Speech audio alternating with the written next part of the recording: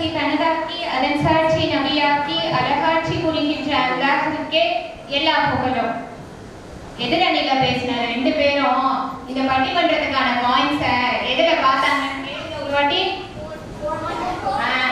அது மட்டும் இல்லாம இந்த பிள்ளைகளுக்கு ஸ்கூல்ல மதரசால ஒரு போட்டி தேர்வு அப்படின்னா அதுக்கான பாயிண்ட்ஸை எதுல தேடுவாங்கன்னு கேளுங்க. அதெல்லாம் போய்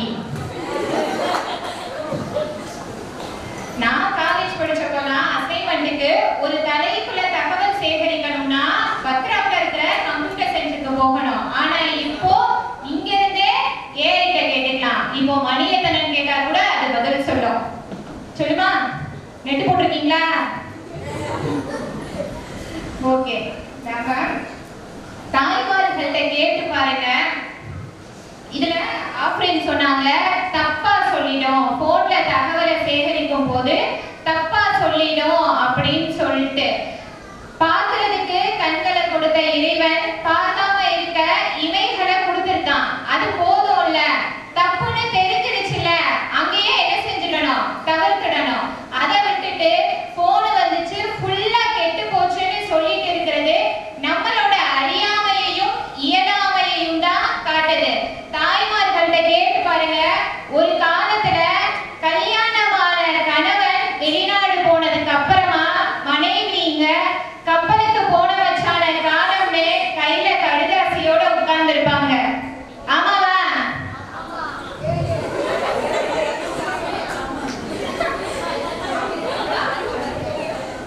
கையில கடுதாசியோட உட்கார்ந்து இருப்பாங்க. அவர் ஒரு லெட்டர் போட்டு அது இங்க வந்து சேர்ந்து படிச்சு பதிலுக்கு இவங்க ஒரு லெட்டர் போட்டு அது அங்க போய் சேர ஒரு யுகமே தேவைப்படும். இதுல வேற எழுத படிக்க தெரியலன்னா பர்சனல் மேட்டர்ஸ்லாம் பக்கத்து வீட்டுக்குள்ளேயே கூப்பிட்டு படிக்க வச்சு கேட்கணும். ஆமாவா இல்லையா? ஆனா இப்போ கடல் தாண்டி எங்கேயோ இருக்க யாருமே தெரியாத காசா மக்கள் பட்ட கண்ணீரையும் பட்ட கஷ்டத்தையும் விட்ட கண்ணீரையும் நாம கண்ணால பார்த்து காதால கேட்டதுனால தானே கையேந்தி நோன்பு வச்சு துஆ கேட்டோம். கேட்டோமா இல்லையா? ஆக கணவன் மனைவி பேசுவதற்கே காத்திருந்த காலம் போய் கடல் தாண்டி இருக்கிற மக்களுக்கு நோன்பு வைக்கிற அளவுக்கு நெருக்கத்தை ஏற்படுத்தியது இந்த சமூக ஊடகங்கள். இல்லைன்னு சொல்லிட்டீங்களா? சோ வெளிநாட்டில் இருக்கும் கணவனின் விழிகள் பார்த்து பேச வீடியோ கால். ஆசிரியரும் மாணவனும் வீட்டை விட்டு வெளியில் வர முடியாத சூழலிலும் கல்வி கற்க ஆன்லைன் கிளாஸ். வீட்டிலிருந்தே வருமானம் ஈட்ட ஒர்க் ஃப்ரம் ஹோம்.